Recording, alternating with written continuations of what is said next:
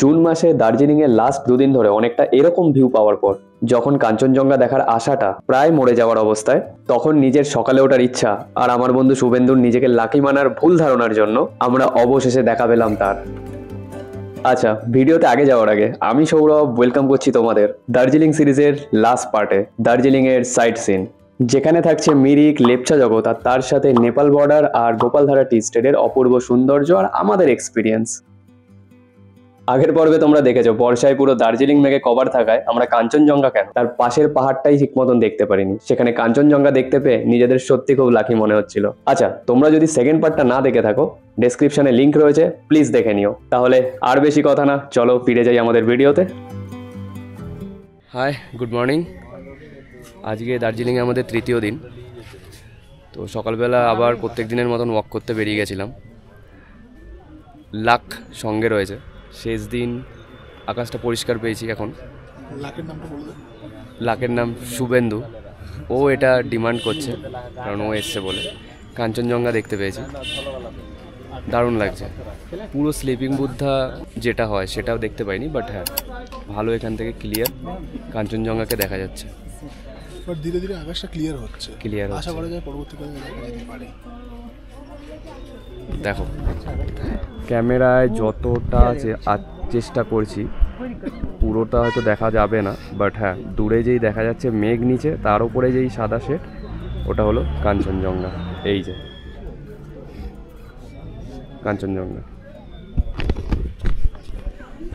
তো একটা আফসোস ছিল আধ ঘন্টা আগে পর্যন্ত যে দার্জিলিং আসলাম, কাঞ্চনজঙ্ঘা দেখতে পাবো না, বাট দার্জিলিং ফুলফিলড।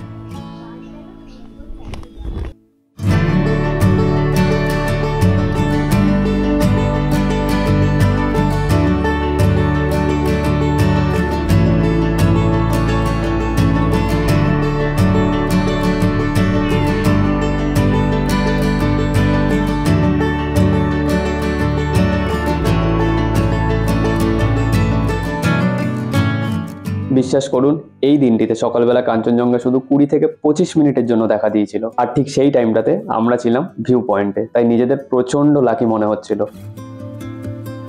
তো দার্জিলিং আজকে আমাদের লাস্ট দিন। আজকে রাতে ট্রেন 8:30টায়। তার আগে আমরা একটা সাইট সিংয়ে যাব। আমাদের আজকের লোকেশনটা হচ্ছে মিরিক হয়ে লেপচা জগতের দিকে। ওই ভিডিওটা তো পুরো থাকবেই। সকালবেলা কাঞ্চনজঙ্ঘা দেখলাম, দেখলে তোমরা। তো এখন হোটেলে যাচ্ছি, গিয়ে ফ্রেশ হয়ে ব্যাগটা গুছিয়ে বেরোতে হবে, কারণ একবারে আমাদের ব্যাকপ্যাক করে গাড়িতে উঠতে হবে, যাতে আমরা সাইট সিন করেই মিরিক হয়ে লেপচা জগৎ হয়ে ওখান থেকে এনজিপিতে পৌঁছে যেতে পারি।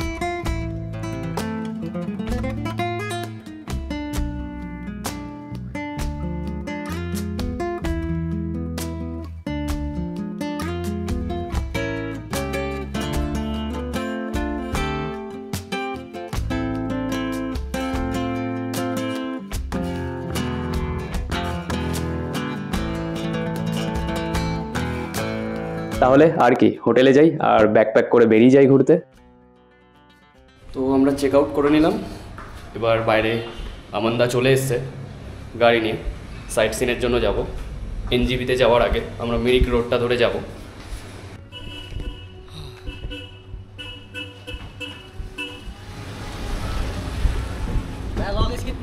লাগেজ होगा 4-5 होगा। पीछे जाएगा? हाँ पीछे जाएगा। तुम्हारा 10:40 গাড়ি ছাড়লো।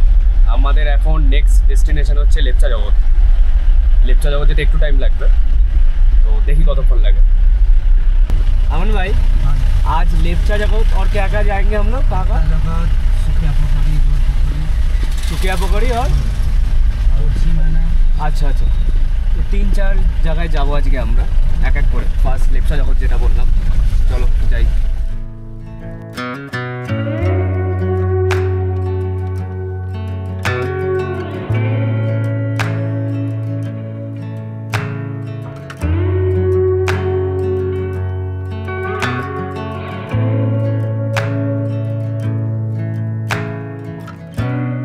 ওই যে আস্তে আস্তে পাইন ফরেস্টের মধ্যে দিয়ে আমরা এগিয়ে যাচ্ছি লেপচা জগতের দিকে।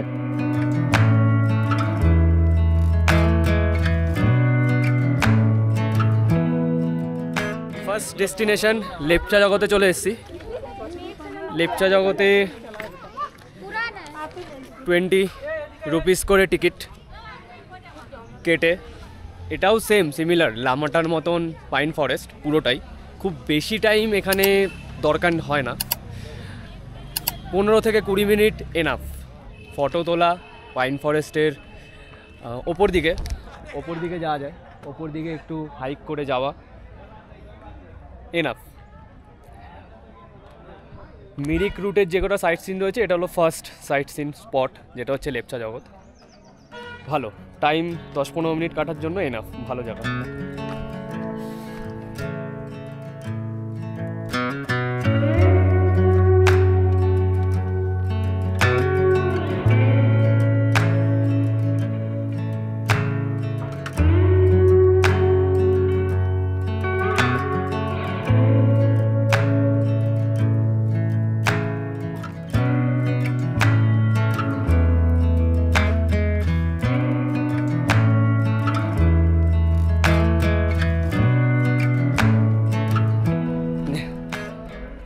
বৃষ্টি হয়েছে, পুরো স্লিপারি মাটি, তো জাস্ট দেখে নামতে হচ্ছে।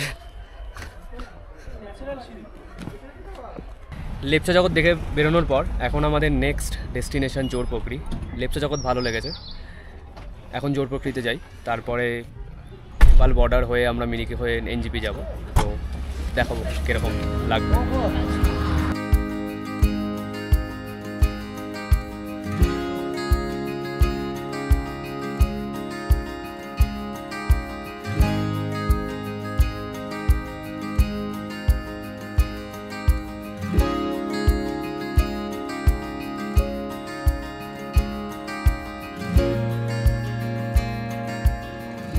লেপচা জগৎ থেকে জোরপোখরি 20 মিনিটের মতো সুখিয়া গ্রাম হয়ে চলে এসেছি আমরা। দেখি জোরপোখরিটা কেমন লাগে। এখানে টিকিট পার হেড 20 টাকা করে, তো ভেতরে গিয়ে দেখি জোরপোখরি কেমন লাগে।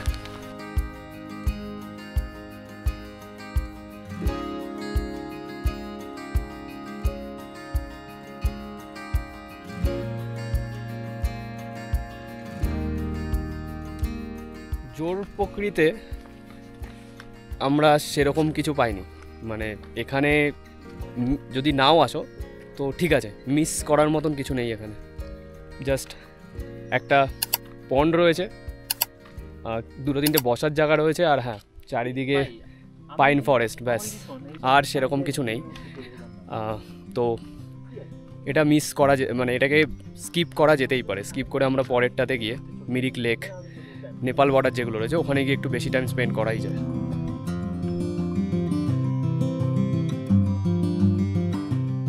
তো জোরপোখরি যেমনই হোক, এই পাহাড়ি রাস্তা কিন্তু আমার মন কেড়েছে। তো এই সুন্দর পাহাড়ি রাস্তা ধরে আমরা এবার যাচ্ছি নেপাল বর্ডারের দিকে, যেটা পশুপতি ফটক নামে পরিচিত।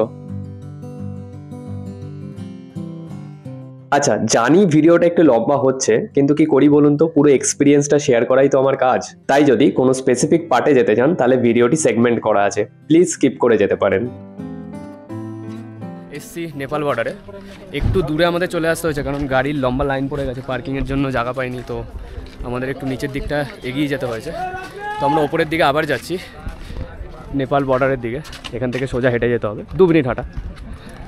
তো নেপাল বর্ডারে যাই, দেখি ওখানে ভিডিওগ্রাফি যদি অ্যালাউ হয়। আমার ঠিক আইডিয়া নেই আদৌ অ্যালাউ আছে কিনা, যদি অ্যালাউ হয় চেষ্টা করব কিছু ফুটেজ দেওয়ার। অবশ্যই ভিডিওগ্রাফি অ্যালাউড আছে, ভিডিওগ্রাফি অ্যালাউড আছে তন্ময় বলছে। তো চলো যাই। ইউটিউবেই দেখেছি, একটাই জিনিস আমি বলতে চাই, আমাদের গোটা যে জার্নিটার মধ্যে আমাদের একটা ছেলে আছে, যে ছেলেটা কত ইনথুসিয়াস্টিক, আমি বলতেও পারছি না, আমার কথা জড়িয়ে যাচ্ছে। এগুলো কাটবি তুই, অবশ্যই এগুলো কাটবি। আমি আপনাকে ওর নাম নিতে পারবো না, মহান ব্যক্তি, না দাদান দিস ভেঙ্কটেশ্বর ভেঙ্কটেশ মানে সেলিব্রিটি এত অ্যাপয়েন্টমেন্ট নিতে হবে তোমাকে, অ্যাপয়েন্টমেন্ট নিতে হবে। ফোনও পাবে না তোমরা, মানে আমি ইনথুসিয়াস্টিকটা বলতে পারছিলাম না। ভেঙ্কটেশকে দেখে আমি বাগরুদ্ধ হয়ে গেছিলাম। বাঘ আসছিল না অ্যাকচুয়ালি, বুঝতে পারলেন? এইভাবে বন্ধুরা মজা করতে করতে পৌঁছে গেলাম পশুপতি ফটক মানে নেপাল বর্ডারে।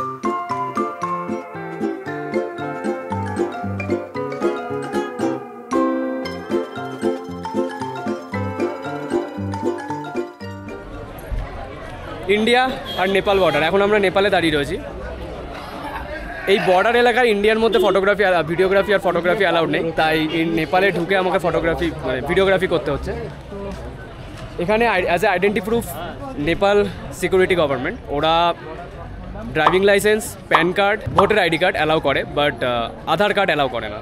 আমাদের ড্রাইভিং লাইসেন্স দেখার পর আমাদের ভেতরে আসতে দিল। তো আমি দেখিয়ে দিই একবার গেটটা। এটা হচ্ছে পশুপতি ফটক। পশুপতি ফটক রাস্তার ওই পাশে ইন্ডিয়া, এখন আমরা নেপালে।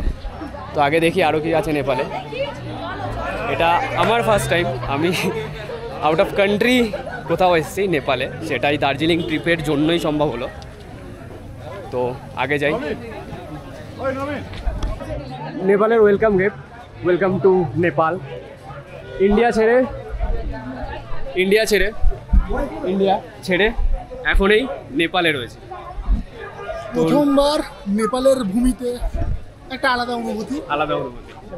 এটা কিছু এক্সাইটমেন্ট আছে আমাদের মধ্যে, কি আরো কিছু দেখতে পারবো, ভালো জিনিস হয়তো নতুন কিছু হয়তো পাবো। তো দেখি এখানে অনেক রকমের, সব রকমেরই মোটামুটি মার্কেট রয়েছে, যেগুলো টুরিস্টরা মেনলি কেনে, যেমন ব্যাগ ট্যাগ সবই রয়েছে দেখছি। তো দেখি যদি কিছু পছন্দ হয়, অ্যাফোর্ডেবল হয় নিশ্চয়ই। এখানে একটা খুব কমন জিনিস আমি লক্ষ্য করলাম, ঠিক আছে? এটা সবার জন্য না, 18+ আমি ইনফরমেশন দিচ্ছি, ঠিক আছে? যারা লিকার প্রেমী হয় এখানে কিন্তু ফ্রিকুয়েন্টলি লিকারের শপ দেখতে পাবে, যেখানে বসে খেতে পারবে, ওরা মোমো টোমো সব কিছু বানিয়ে দেবে, কিন্তু এদের ব্র্যান্ড। নেপালের যদি কেউ 18+ হয়ে থাকো বা তার অ্যাবভ, আমি 18+ কেও সাজেস্ট করবো না, আমি কাউকে সাজেস্ট করবো না, বাট কেউ যদি খাও তো তারা আসতে পারে, অপশনটা রয়েছে।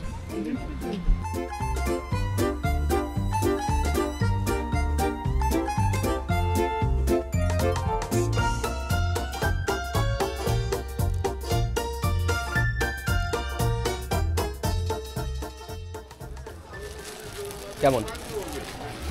ভালো ভাই, খুবই ভালো, সুন্দর বেশ ব্যাগগুলো, ডিজাইনটা ভালো, ইউনিক আছে একটু। এইটা যেমন কিছু দেখ আমাদের ওখানে পেয়ে যায়, বাট এইটা একটা ইউনিক আছে, ইউনিকনেস আছে, আর দেখতে সত্যি ভালো লাগে। ভালো। তো ব্যাস, প্রসেনজিতের সাজেশন মতন আমিও নিয়ে নিলাম মায়ের জন্য একটা ব্যাগ। তো নেপাল বর্ডার ক্রস করেই অনেক শপিংয়ের দোকান রয়েছে। শপিং মানে যেগুলো মেনলি কিনি পাহাড়ে আসলে, ব্যাগ, পাহাড়ি ব্যাগ বা পাহাড়ি জামা প্যান্ট। তো এইটা আমার পছন্দ হয়েছে, এই ব্যাগটা ছোট্ট, এটা আমি নিচ্ছি, 200 নিচ্ছে। এখানে ইন্ডিয়ান কারেন্সি চলে এই বর্ডার এই এলাকাটায়, আর অনলি ক্যাশ অ্যালাউ, মানে অনলাইন কোনো ব্যবস্থা নেই, ইউপিআই এখানে চলবে না, বাট ইন্ডিয়ান রুপিস ক্যাশ দিয়ে আমরা পারচেস করতে পারবো বা শপিং করতে পারবো।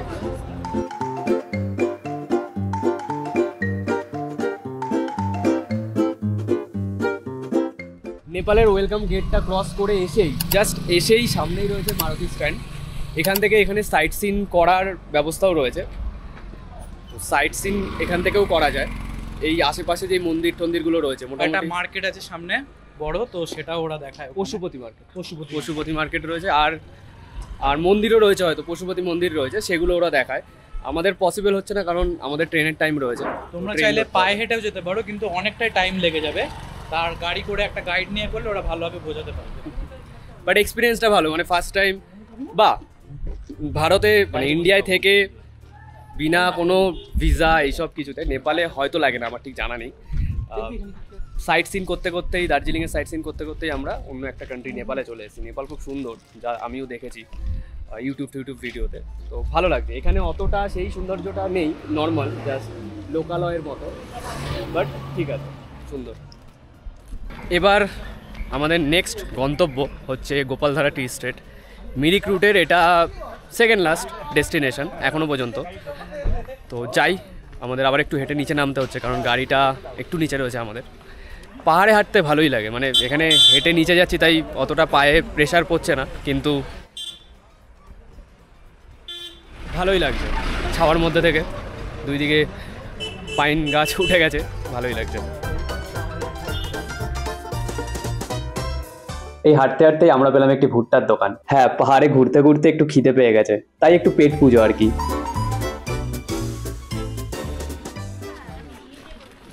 তো নেপাল বর্ডার থেকে একটু নিচে হেঁটে আসলে একটা ছোট্ট ভুট্টার দোকান পাচ্ছি এখানে। তো সবাই বন্ধুরা মিলে ইচ্ছা হচ্ছে একটু ভুট্টা খাবো, তাই ভুট্টা নিচ্ছি। 40 টাকা করে নিচ্ছে এক একটা ভুট্টা। বাট এরকম ওয়েদারে প্রসেনজিৎ কি বল, চাট মশলা ভুট্টা, চাট মশলা ভুট্টা। ওকে চাট মশলা ভুট্টা খাবো। তো দেখি ভুট্টা কিরকম। এই ভুট্টার দোকানে শুধু ভুট্টা না, পেলাম এই নেপালি দাদার থেকে ভুট্টার থেকে পাওয়া কিছু হেলথ সাজেশনও। नहीं नहीं मेरी बैठ अच्छा वीडियो कर रहे हैं। हाँ ठीक है, गुड गुड। भाईटा काजर काज করেছে इसको आप पका के है ना, इसको जो है ना अच्छा सूप बनाना, जो बाखला वाला ये भुट्टा का कहाँ का रहता है, कहाँ पर रहता है? ये मकई तो ये वाला रहता आपको है। मध्य से लेकर पहाड़ तक, जहाँ पर हिमालय तक हो जाता है। मतलब इसको पका के इसके जो झोल होता है ना, वो अगर खाएंगे वो झोल खाएगा तो शुगर एकदम ठीक आ जाएगा। Good health suggestion. ভুট্টা খেলাম আর ভুট্টার রিভিউ দেবো না, কিন্তু এটা আমি দেবো না, এটা দেবে তন্ময়, কারণ ও নিজে ভুট্টা তৈরি করতে সাহায্য করেছে। ঠিক আছে, আমরা ভুট্টা নিয়ে নিয়েছি। হ্যাঁ নিয়ে নিয়েছি। তো তন্ময় টেস্ট করে তুমি রিভিউটা দাও ভুট্টার।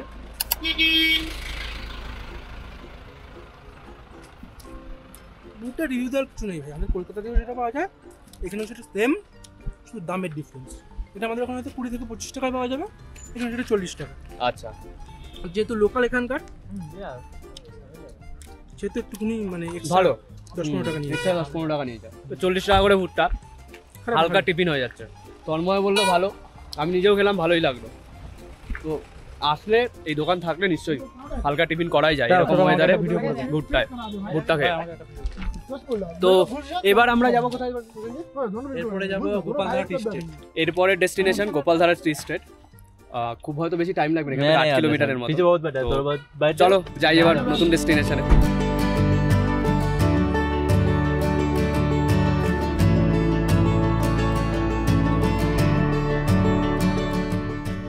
নেপাল বর্ডারের পর ওই 20-25 মিনিট লাগলো আমাদের গোপালধারা টি স্টেটে আসতে।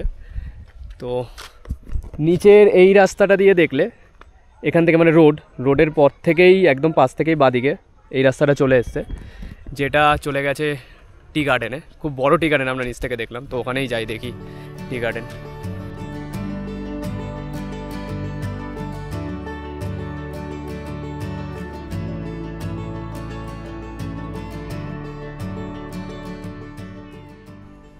সত্যি কথা বলতে চা চাষ হয় ওই বাগান পাহাড়ে, এর আগে স্ক্রিনেই দেখেছি।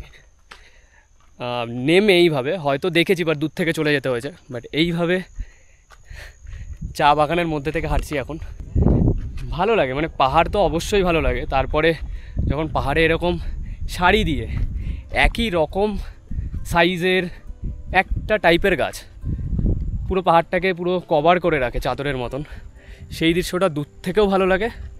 আর যখন তার কাছে আসি সেটাও অপরূপ সুন্দর।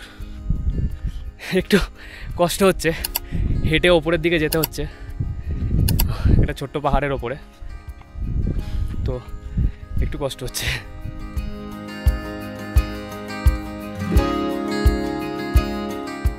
পাহাড় এর জন্যই ভালো লাগে, যেখানেই যাই সেই জায়গাটাই মনে হয় একটা ভিউ পয়েন্ট, একটা সৌন্দর্য। এখানে আরও আগে আমি দেখতে পাচ্ছি আরও ভালো ভালো জায়গা রয়েছে, বাট জাস্ট একটা র্যান্ডাম জায়গায় আমি দাঁড়িয়ে রয়েছি। টি বাগানে ঢোকার পরেই এখান থেকেই একদম অদ্ভুত সুন্দর একটা দৃশ্য দেখতে পাচ্ছি। গোপালধারা টি স্টেট দেখে আমরা বেরোচ্ছি। আমাদের নেক্সট গন্তব্য হচ্ছে মিরিক লেক। গোপালধারা টি স্টেটে কিন্তু কোনো চার্জেস লাগে না, এটা ফ্রি এন্ট্রি আছে। জাস্ট আসো, এসে চা বাগানে ফটো তুলে 20-25 মিনিট ভালোভাবে কাটানো যায়।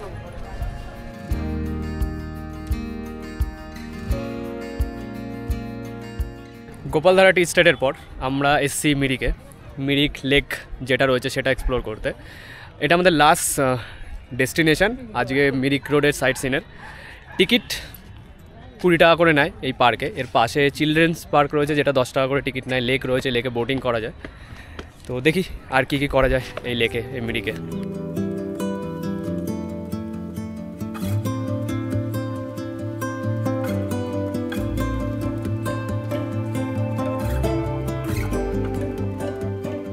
মিরিক লেকটা খুব বড়, এখানে বোর্ডিং করার অপশান রয়েছে, সবাই বোর্ডিং করছে। এই যে হলো লেক, অনেক বড় লেক। বোর্ডিংয়ের লেকের ওই পাশেই ওয়াকিংয়ের একটা সুন্দর জায়গা রয়েছে পাইন ফরেস্টই পুরো লামাটা থেকে কালকে শুরু হয়েছে, লেপচা জগৎ, তারপরে এখন মিরিক। পাইন ফরেস্ট সব জায়গাতেই রয়েছে, তো ওখানে কোনো ডিফারেন্স নেই। বাট হ্যাঁ, এক্সট্রা এখানে লেক রয়েছে, টাইম সুন্দর কাটানো যায়, মানে অনেকটা পিকনিক স্পটের মতো। তো হ্যাঁ, এখানে আসাই যায়, এই স্পটটাকে প্ল্যানের মধ্যে ইনক্লুড করাই যায়।